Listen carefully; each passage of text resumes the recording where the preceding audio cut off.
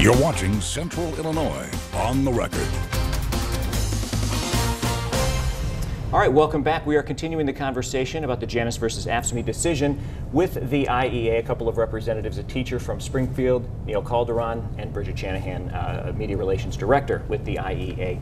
And Bridget, as we were talking earlier in the week, booking this segment, and not unexpected decision, but in your words, disappointing nonetheless. Yes, certainly a disappointing decision. I mean, we've known this has been coming for years. It's something that we've been preparing for. Our members have been preparing for, so it's something that we're ready for. And even though it's an attack that is meant to destroy us, but that's not going to happen. We're going to fight back. We're all ready for this.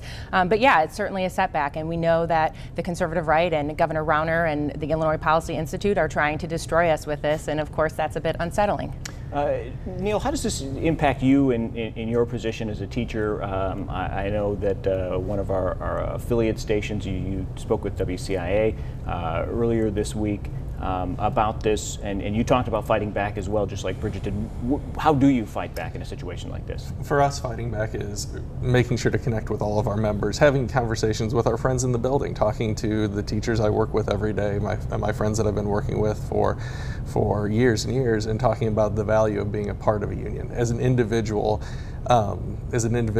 we can't nearly have the voice that we do and the impact that we do like we do in a group. And when you think of teaching, you think of being in a classroom. So we're used to being individuals, but we are always part of a bigger scene, whether it's a school or a school district. We are part of that as well too. So the concept of being individual and being a group is pretty familiar with us, and we're going to redouble our efforts to make sure that everybody realizes the value of being a part of the group that is the IEA, or for other teachers the IFT, and making sure that we stress how important it is that we do stay together, because our voice is stronger. We're able to advocate for not just ourselves but our students and our families much better, because when we talk about issues like school safety, we're talking about issues that, yeah, that's our workplace, but that's where we send our children. That's where I send my daughter, who's going into first grade next year.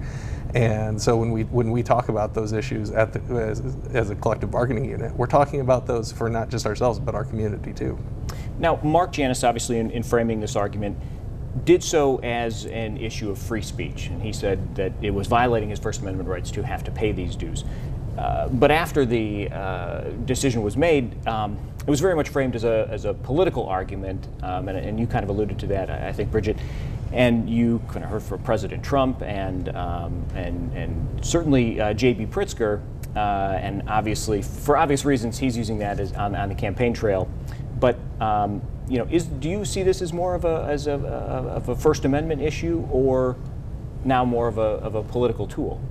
I mean, this is a political tool, plain and simple. I mean, this is an attack on public education. It's not just an attack on public union members. It's an attack on public schools as we know it. I mean, 7 out of 10 teachers nationwide are in unions, and when you try to weaken their collective voice, like as Neil mentioned, that they use to advocate for their students, their schools, and their communities, you're messing with the public school system and that public education that we want to make sure every student in Illinois has access to. So I would argue that this is a move to privatize education. We've seen that from the conservative right. And we've seen that from Governor Rauner with the passage of vouchers this past legislative session. So that's something that we are going to fight against and make sure that they fail. Now, Neil, when that argument is made that that this weakens the ability for the union to argue on behalf of teachers collectively, because you know maybe as much revenue isn't collected to to do that. Explain to our viewing audience, why that is so. Why is it so important for that money to be collected? To those people who think that simply the union is an arm of the Democratic Party and that's what the money is sure, and for. I think the important thing to remember is that having a collective voice, being able to have a seat at the table, it requires a lot of time and a lot of expense, because the collective bargaining units that each local has are comprised of members. So these are teachers that have to take time out of their classroom, and in order to have that time out of the classroom, to have these negotiation meetings, to do the research, to be able to do the planning, to actually represent their members, they have to have substitutes, and the union and it's through union dues that we're able to pay for those substitutes to cover those classrooms so that they can have the time to do it. Because unfortunately, I mean, as a teacher, I mean, our days are already stretched pretty thin in terms of lesson planning and going and working with extracurriculars and being involved with everything like that. The ability to have that time to go out and have that voice is paid through union dues, and the vast majority of what union dues go towards are those kind of functions of representing employees, of having the ability to have that voice at the collective bargaining table. The political aspect of it, and where I find the argument from the other side pretty disingenuous about this being about free speech, is that this was completely designed to strike at the funding resource, at the resources of unions, so that they can't be able to provide those basic functions. Because ultimately, you're going to see now this is the end of the beginning. This isn't going to be a point where Bruce Rauner and his cronies are going to be popping champagne and saying, "Well, we've accomplished everything we wanted to." They're going to have a concerted effort to try to drive a wedge between members and their unions.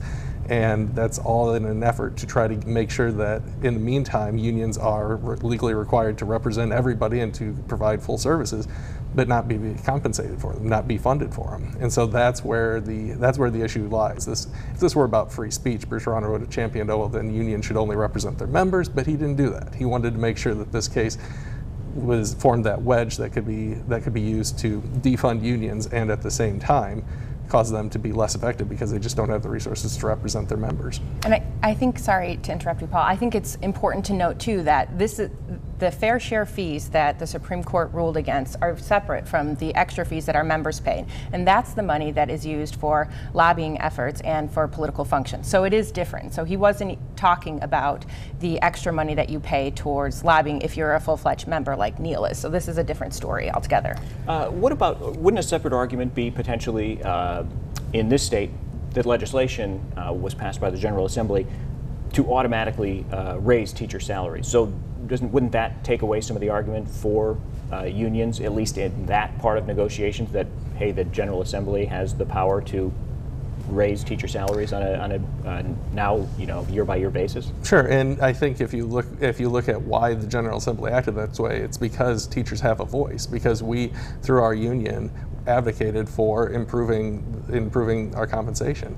And we do it not just with compensation, but we do it with school safety. We do it with a whole host of issues that impact our communities. And so without that voice, taking that away, I, as an individual, could write my member of the General Assembly, and I could speak out individually. I can go and lobby myself, but I'm just one person. And as a civics teacher, I always encourage my students to get involved and to voice their concern.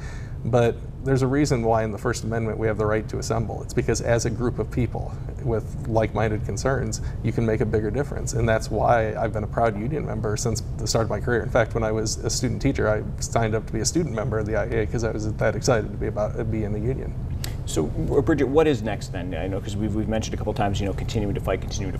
So what is the next move for the IEA in this situation? Well, we're hearing from our members like Neil and others who are angry and upset about this decision and upset about this ruling. And so we're going to fight back. I mean, we're not going to forget where this case came from. We know that Governor Bruce Rauner started this case initially, and there's a big election coming up in November. We are the largest union in Illinois. We're the largest teachers union in Illinois. We have 135,000 member Army who is not going to forget about this case come November.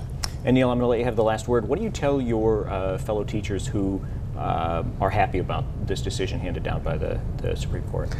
I think I caution them in terms of this because it can be really tempting, and we'll see. I'm sure we'll see a barrage of propaganda from the other side talking about, well, if you opt out now, you can gain your union dues back. And I personally pay about $700 a year in union dues, and I could easily think of a lot of things I'd love to spend $700 on. But the thing is, when you think about the value that you get from that, the fact that I get compensated based on my experience and based on the level of education that I've attained. I wouldn't have that if I wasn't a part of a union. And the fact that I have an advocate whenever there's an issue in the building that I think needs to be addressed, where I don't think the students are being treated properly or we don't have the proper resources, I know I've got an organization that's got my back in that case. And so it's a matter of, sure, on the front end, it's not an immediate, it's not immediate gratification. It's not like I get a list of, oh, and I get this week and this. But it's the fact that that's a small price to pay. It's an extreme value to be able to be a part of that organization that provides so much and has provided so much for me. I'm about midway through my career at 16 years. it has provided an enormous amount of benefit for me. And I would encourage teachers to look beyond the slick advertising that's going to come their way and say, what am I actually getting for the dues, and what have I gotten for the dues, and what will I get in the future? Because this is not just about during career, but there's pension rights that our union stands up for. And frankly, we should be an example for the larger community. It shouldn't be that just teachers or public employees or healthcare workers or trades members or union members. We should be advocating that every employee should have voice in their workplace, because workplaces are better when it's a collaborative effort between employer and employee. Neil Calderon is a high school teacher in Springfield. Bridget Shanahan is the Media Relations Director with the Illinois Education Association. Thank you both for being here. Thanks for having us.